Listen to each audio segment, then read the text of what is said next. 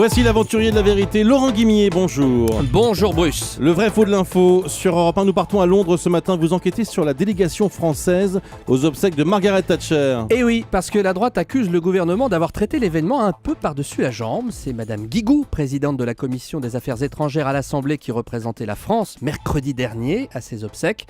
Une simple parlementaire inadmissible pour Christian Jacob, le patron des députés UMP. Pas normal du tout et choquant. Choquant. On se déplace pour M. Chavez, il n'y a personne pour les obsèques de Mme Thatcher, c'est choquant. Alors on a compris ce que veut dire Christian Jacob. La délégation française n'était pas au même niveau que les autres délégations étrangères présentes à ses obsèques. Vrai ou faux ? C'est vrai. Sur les 2000 personnes présentes sous le dôme de la cathédrale Saint-Paul de Londres, nous avons décompté, avec la confirmation de l'agence de presse AP, des représentants de 170 pays. En creusant un peu, on peut dire qu'il y avait autour de Madame Guigou, pour saluer la mémoire de Margaret Thatcher, 2 chefs d'État en exercice, 11 premiers ministres, les chefs du gouvernement italien ou israélien par exemple, 17 ministres des Affaires étrangères, le ministre allemand par exemple.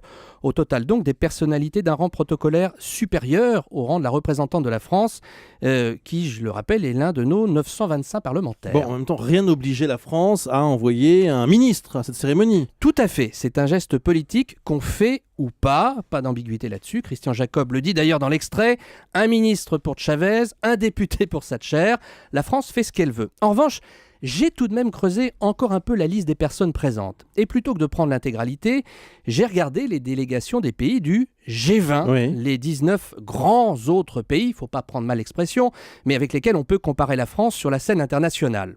65% des pays du G20, les 2 tiers, ont envoyé un ancien ou un actuel chef de gouvernement, au minimum un ministre en exercice. Lors de ces obsèques, la France s'est donc distinguée parmi les membres du G20, c'est vrai.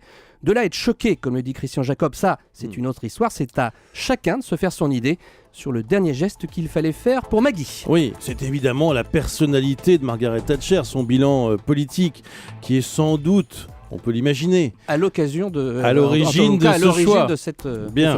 Merci beaucoup Laurent Guimier.